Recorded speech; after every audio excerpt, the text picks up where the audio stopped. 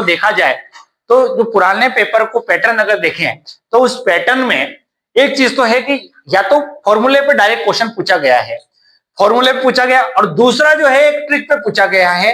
तो कल जो है हमने केवल फॉर्मूले पे क्वेश्चन किए थे, आज जो है अपन किस तरीके के और क्वेश्चन जो है सिंपल इंटरेस्ट में आते हैं उन क्वेश्चनों की बात करें तो यहां पर आज का पहला क्वेश्चन लेंगे मेरे दोस्तों।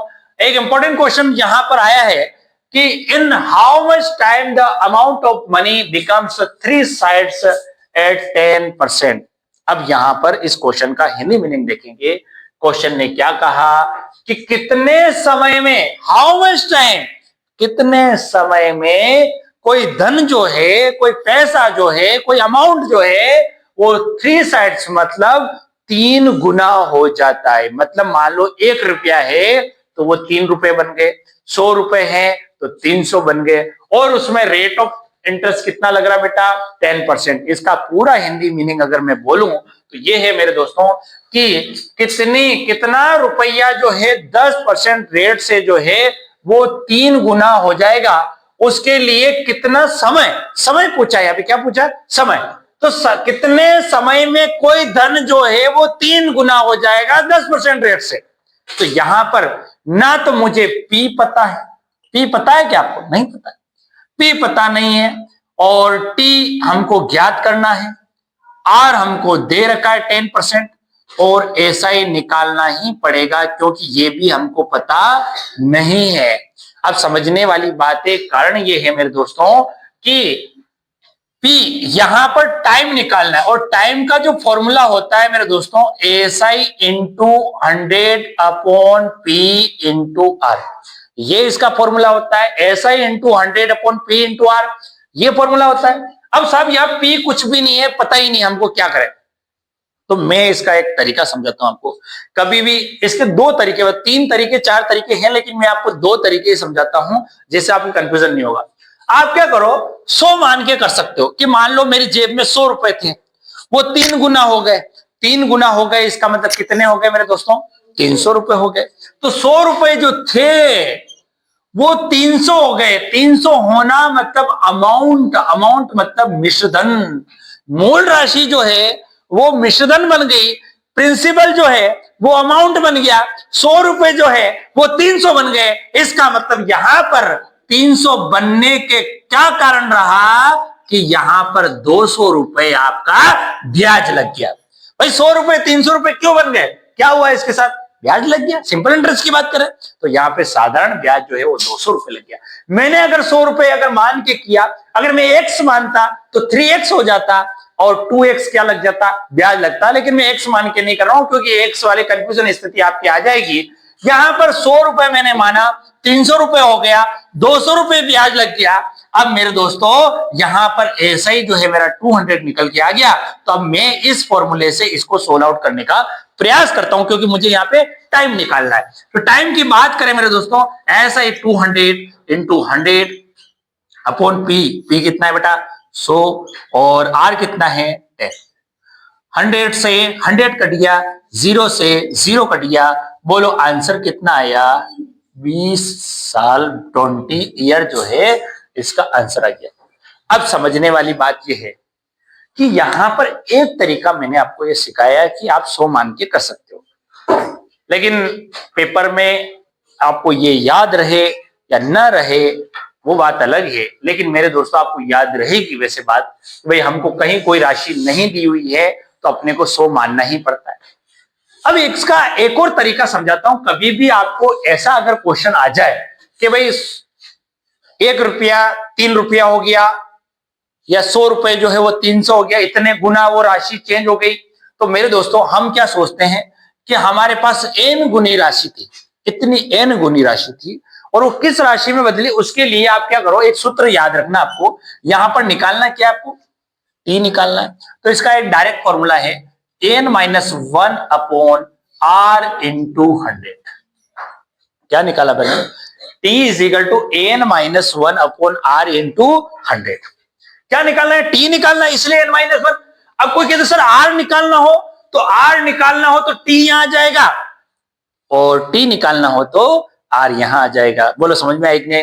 तो एन, अब साहब एन की जगह क्या लिखूं भाई? कोई राशि का किसी राशि में परिवर्तन हो जाना, इसका मतलब मेरी जो पैसा है वो 3 गुना बढ़ गया है। इसका मतलब मैं क्या सोचता हूं, एन की जगह मेरी राशि जो है, मेरा पैसा जो है वो 3 गुना बढ़ गया है, तो 3 - 1, ठीक, अपॉन आर कितना है बेटा 10, इंटू क्या कर दूं 100, तो 3 - 1 कितना हो गया 2/10 इंटू 100, ये वाली बात है। 0 से 0, 2 10 जा कितना हो गया 20। बोलो समझ में आया कि नहीं? जितने कठिन चीज है, जितने क्वेश्चन इस तरीके के लॉजिकली गए उनकी ट्रिक अपने पास बहुत सारी है। तो यहां समझने वाली बात है कि यहां से भी कितना साल आया बेटा 20 साल आया, और यहां पे कितना आया बेटा 20 साल आया। तो आप कोई भी तरीका अपना सकते हैं, आपको तो अपना सटीक आंसर आना चाहिए।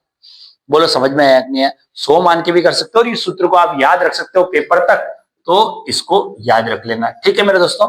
यहां पर देखो एक समस्या होगी कि 3 साइड्स लिखे, साइड की जगह आप क्या लिख दो मेरे दोस्तों, टाइम्स लिख दो। 3 टाइम्स में चेंज हो गया, वो साइड की जगह क्या कर दो टाइम्स कर दो। इसमें क्वेश्चन में थोड़ी समस्या थी, साइड की जगह क्या कर दो बेटा टाइम्स। वो 3 साइड नहीं बढ़ा, वो 3 गुना 3 गुना बढ़ गया वो राशि। तो 3 टाइम की बात करें मेरे दोस्तों, how much time the amount of money become 3 times at 8%। यहां पर भी यही है कि वह राशि जो है, कोई राशि जो है वो 3 गुना जो है बढ़ जाती है 8% रेट से।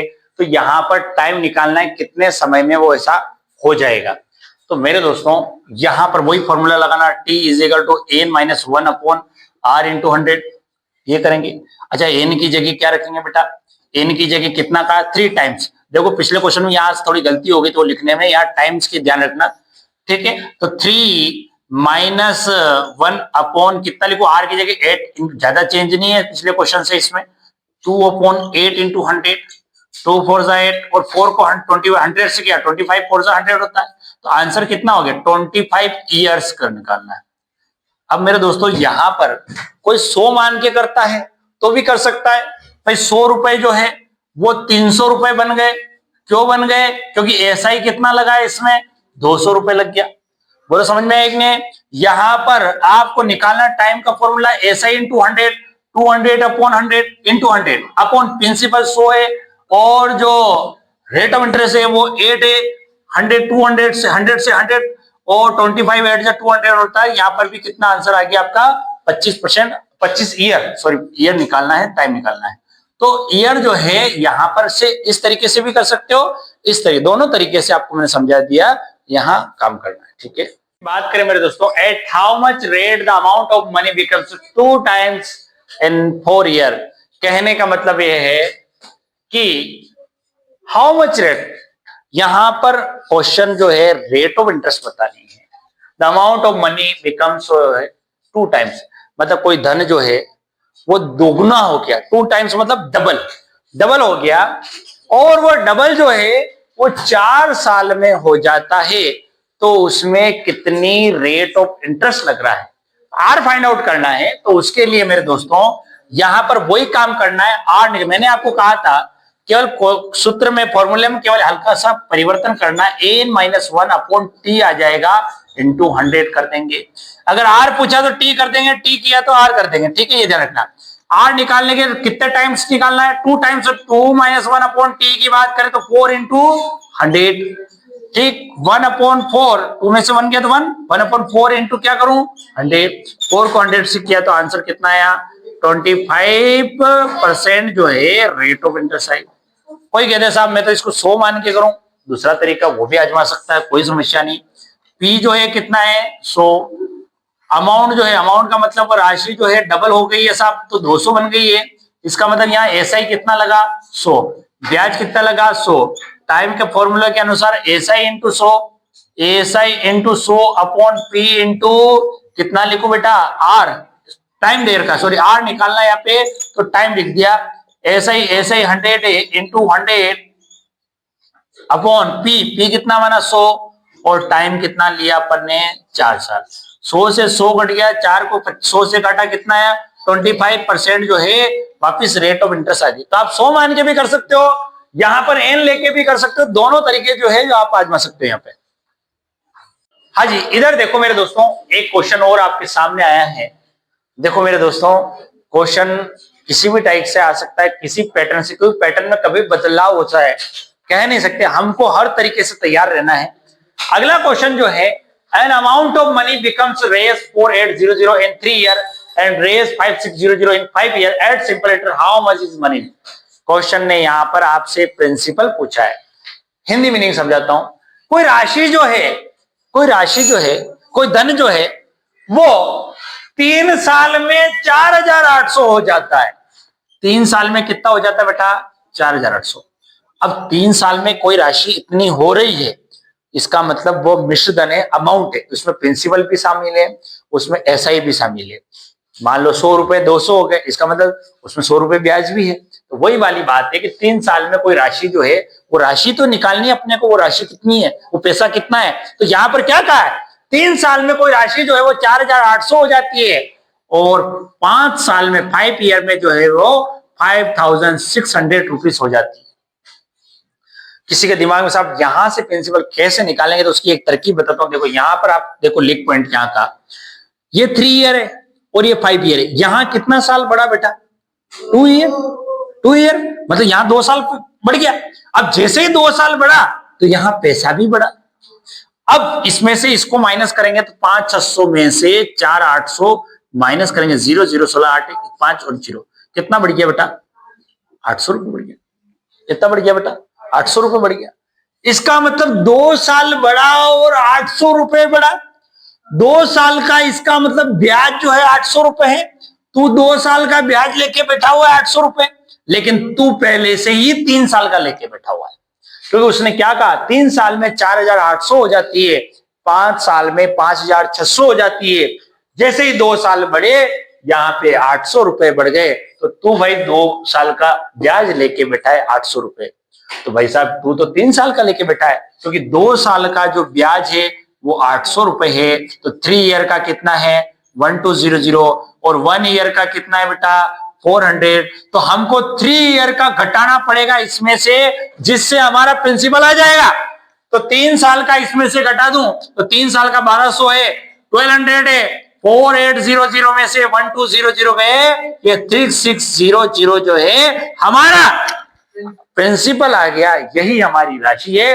3600 रुपए, 3600 रुपए जो मैंने किसी को उधार दिए होंगे, तो वह 3 साल में 4800 4800 रुपीज हो जाते हैं, और 5 साल में 5600 5300 रुपए।